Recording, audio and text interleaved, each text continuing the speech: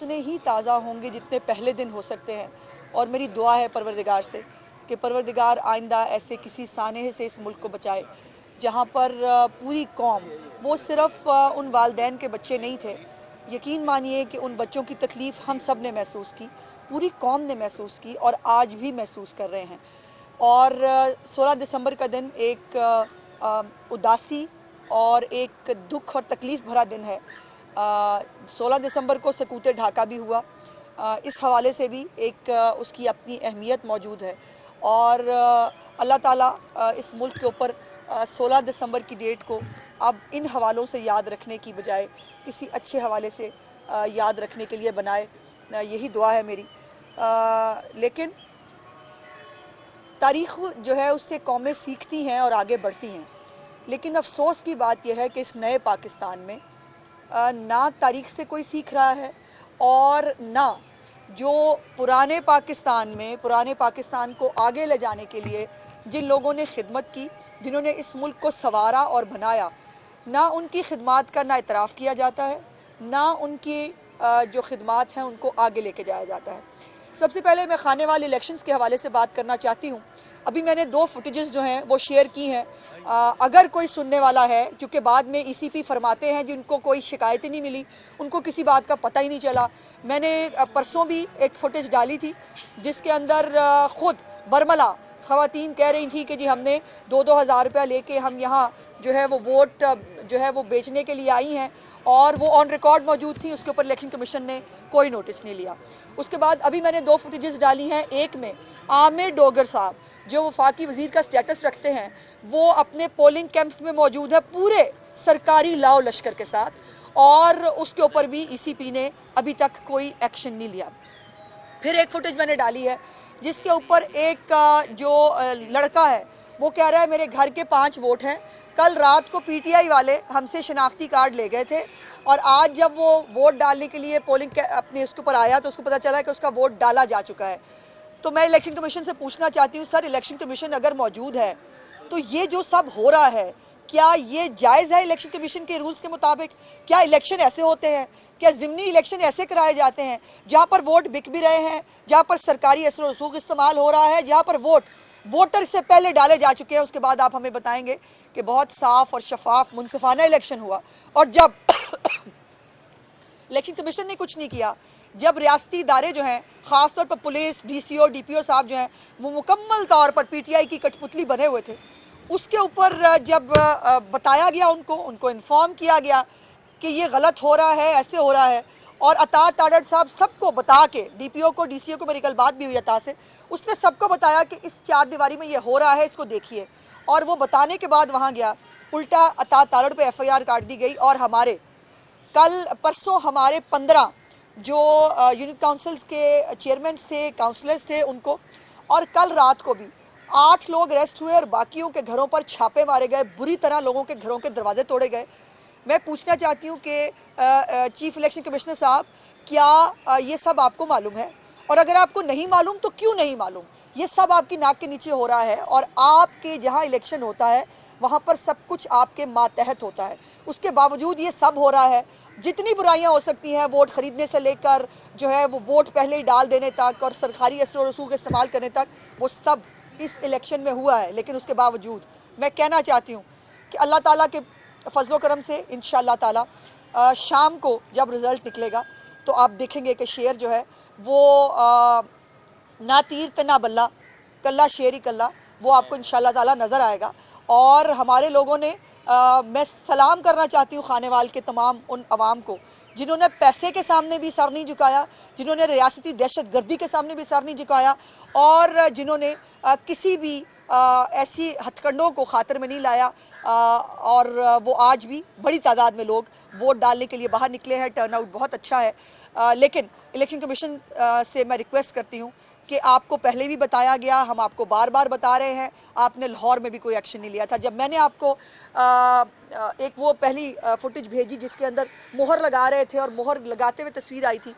اور اس تصویر کے اوپر آپ نے کہا ہم یہ کر رہے ہیں وہ کر رہے ہیں، آج تک پتہ نہیں چلا۔ 133 میں آپ کو 11 فوٹیجز بھجوائی گئیں جس کے اندر جو ہے وہ ان کے پارٹی آفس کے باہر لوگ لائنیں لگا کے کھڑے تھے اپنے آئی ڈی کارڈ لے کر 2,000 روپے کے لیے، لیکن آپ نے تب بھی کچھ نہیں کیا۔ اور آج بھی پولنگ کا دن آ گیا، لیکن آج تک اس حوالے سے کوئی ایکشن ہمیں الیکشن کمیشن کی طرف سے دیکھنے کو نہیں ملا، جس کے اوپر مجھے بہت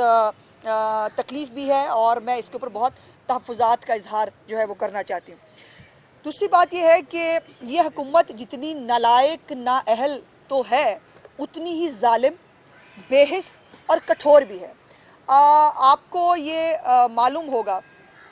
کہ شاہد خاقان عباسی اور مفتاح اسماعیل نے بہت محنت کے بعد ایک ایسا سسٹم فارمولیٹ کیا جس کے اندر سردیوں میں ہمیشہ ہمارے ملک میں گیس کی شارٹیج جو ہے وہ ایک مسئلہ رہی ہے، اور اس کو ہم نے اپنے دور حکومت میں ایل این جی کے ساتھ بہت اچھے طریقے سے شاہد خاقان عباسی صاحب نے، مفتاح نے اس کو وہ کرنے کی کوشش کی۔ ہم نے نئے ٹرمینلز بنائے، ہم نے 14 کارگو جو ہیں ان کی کیپیسٹی جو ہے وہ اس ملک کے اندر لے کے آئے، لیکن ان کی نالائکی حماد اظہر کو صرف جو ہے وہ اتنا سریا ہے اس کے دماغ کے اندر، اس کے اور پتہ نہیں اس کو کس چیز کا غرور ہے، مجھے سمجھ نہیں آتی۔ ایک پلے کی نہ کوئی حیثیت ہے اور نہ وہ جو ہے وہ کوئی جیت کے آیا لیجیٹیمیٹ ووٹ لے کے، لیکن ان سب کی اگر آپ دیکھیں نا، وہ اسد عمر ہو، وہ بے شک اس کو اپنے حلقے کے اندر لوگ جو ہیں اس کے منہ کے اوپر جو ہے وہ اس کو کہہ رہے ہیں کہ بھاگ جاؤ یہاں سے، اس کو جو ہے وہ نو عمران اونلی عوام کے نعرے اس کے اپنے حلقے کے اندر اس کے منہ کے اوپر لگتے ہیں، ورکر کنونشن پہ ہوتے ہیں، سارے ایسے آتے ہیں جیسے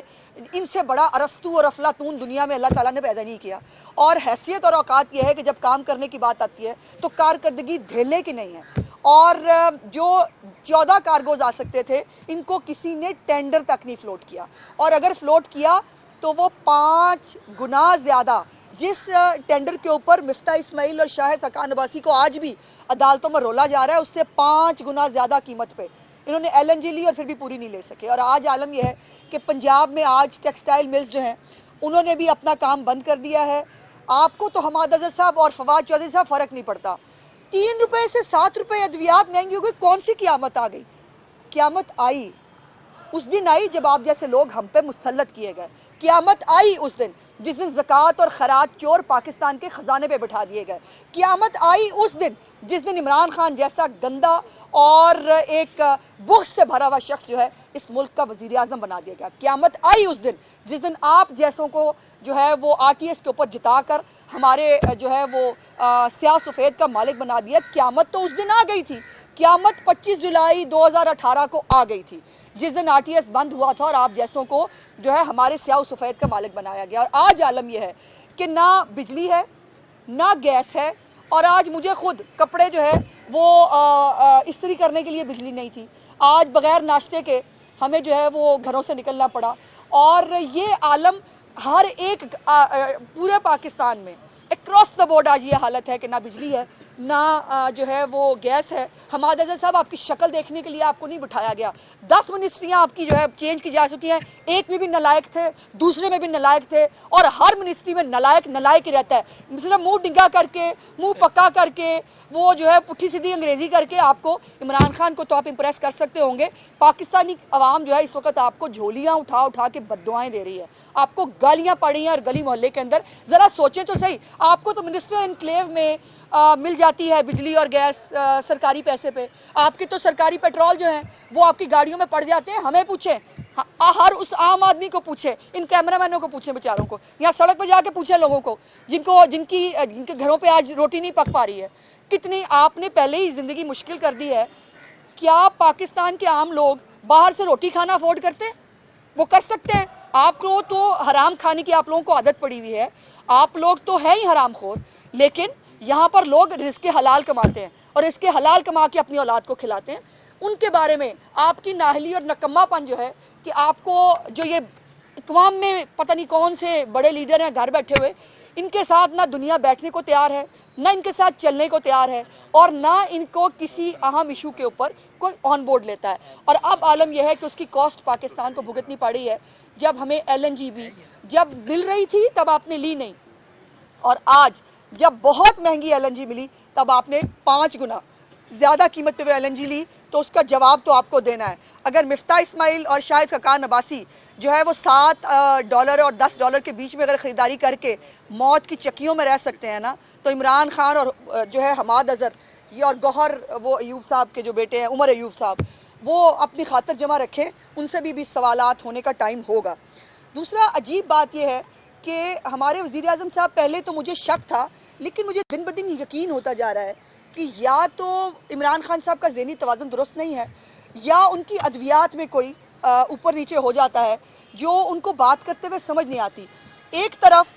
وہ 22 نوٹس لیتے ہیں مہنگائی کے اوپر,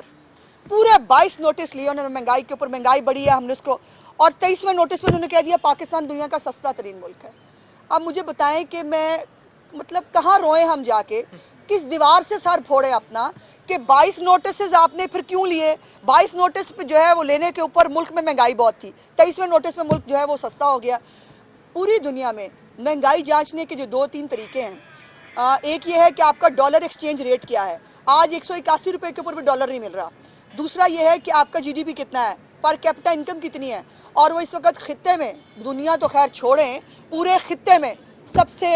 جو ہے وہ کم پر کیپٹا انکم جو فی کس آمدن ہے وہ ہماری ہے. اور پھر یہ ہے کہ افراط زر کتنا ہے, آپ کے ملک میں کھانے پینے کی مہنگائی کتنی ہے, وہ ڈبل ڈیجٹس میں سے کہیں زیادہ ہے, پورے خطے میں سب سے زیادہ ہے.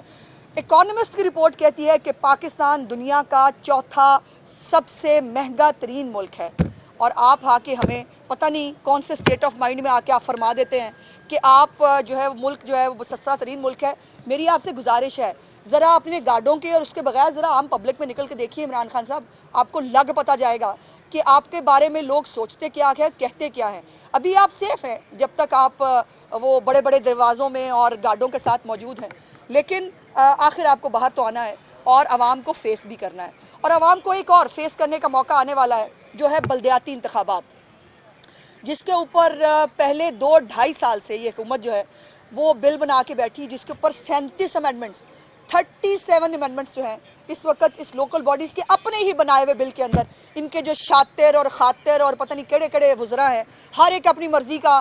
ایک کلوز بیچ میں ڈلواتا ہے. اسپیکر صاحب نے بھی کچھ دنوں پہلے وہ ناراض ہوئے, اس کے بعد انہوں نے گجرات کو بیچ میں ڈالا اور پھر سب راوی نے چین ہی چین لکھا اور سب جو بلدیاتی بل جو ہے وہ بالکل ٹھیک ہو گیا. اور اب بلدیاتی بل جو ہے اس کے اوپر ابھی بحث ہونی ہے اسٹینڈنگ کمیٹی کے اندر, اس کے اوپر ابھی آپ نے اپوزیشن کو آن بورڈ لینا ہے, اپوزیشن نے اپنی رائے دینی ہے. اور میری اطلاعات کے مطابق حلقہ بندیوں کا کام ڈپٹی کمشنرز کو کہہ کے شروع کروا دیا گیا ہے آلریڈی, جو اٹ سیلف میں سمجھتی ہوں کہ جو ایک الیکشنز کو چوری کرنے کا جو آپ کا پرانا وتیرہ اور رواج ہے